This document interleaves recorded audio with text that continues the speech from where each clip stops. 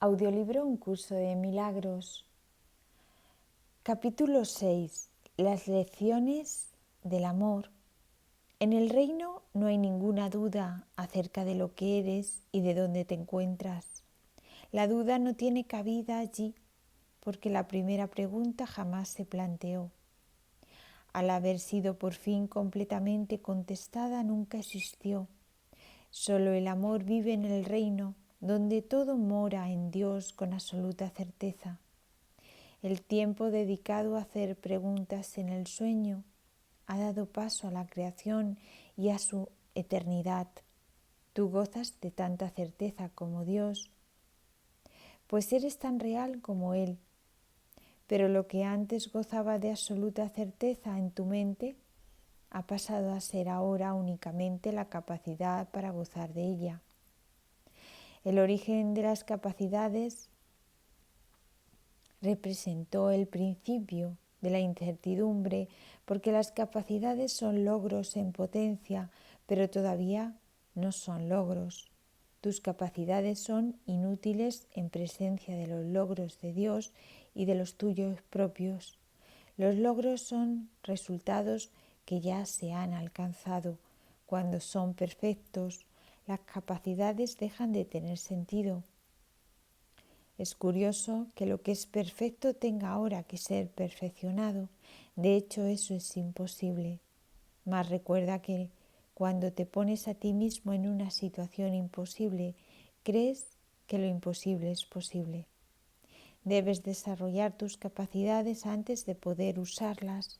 Esto no es cierto con respecto a nada que Dios creó, pero es la solución más benévola para lo que tú has fabricado.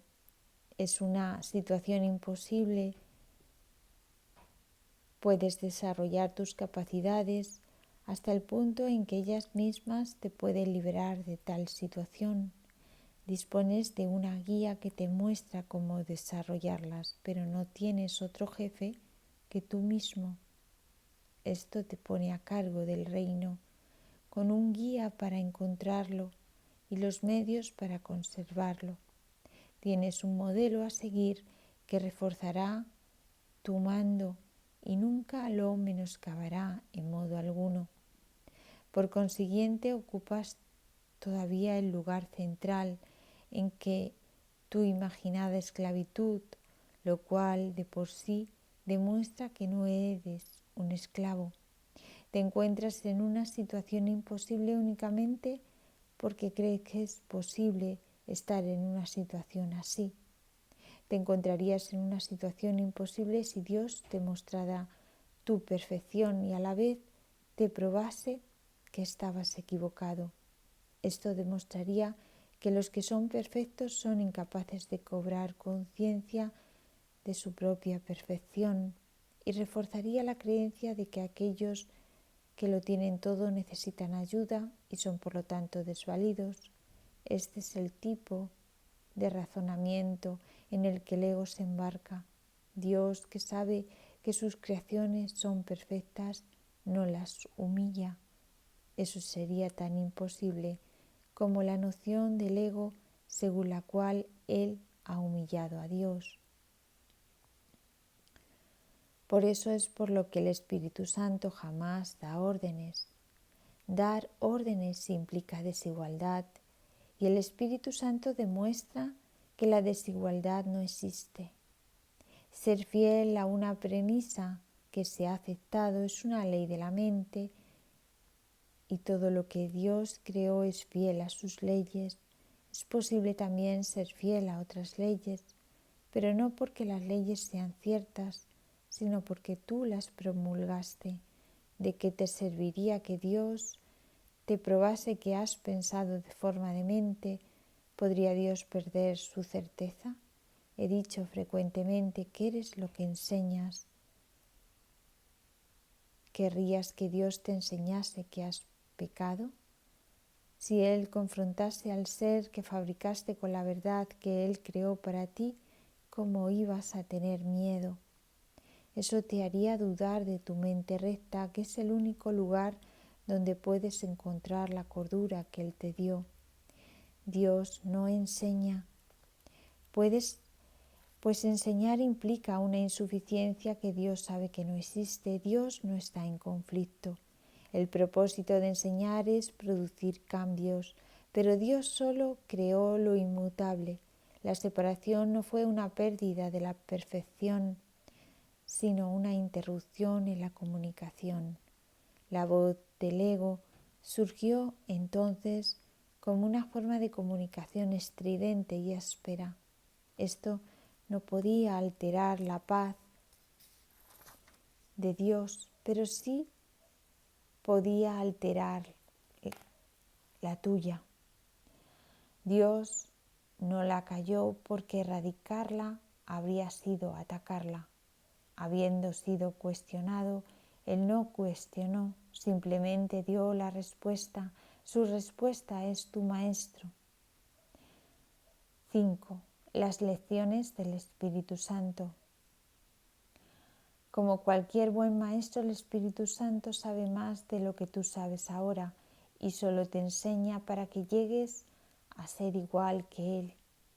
Tú te enseñaste mal a ti mismo al creer lo que no era cierto. No creíste en tu propia perfección. ¿Iba acaso Dios a enseñarte que habías fabricado una mente dividida cuando Él sabe que tu mente se integra?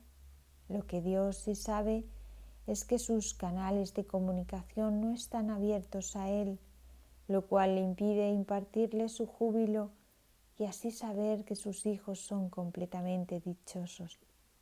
El dar de su júbilo es un proceso continuo, no en el tiempo, sino en la eternidad.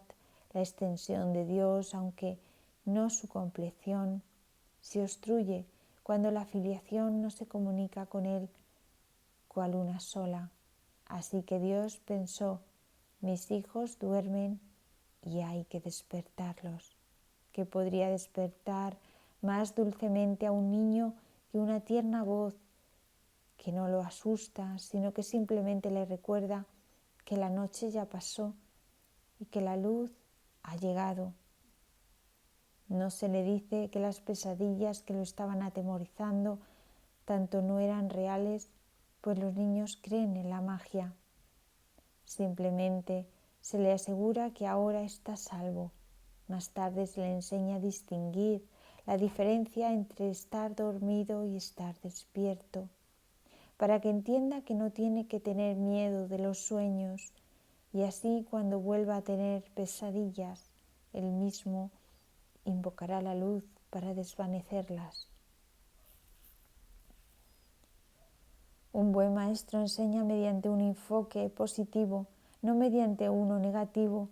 No hace hincapié en lo que tienes que evitar para escapar de lo que te puede hacer daño, sino en lo que tienes que aprender para ser feliz. Piensa en el miedo y en la confusión que un niño experimentaría si le dijeran no hagas eso porque es muy peligroso y te puede hacer daño, pero si haces esto otro no le harás daño, estarás a salvo y no tendrás miedo. Definitivamente es mucho mejor usar solo 3 palabras. Haz solo esto. Esta simple afirmación es perfectamente inequívoca y muy fácil de entender y de recordar. El Espíritu Santo nunca hace una relación detallada de los errores porque su intención no es asustar a los niños.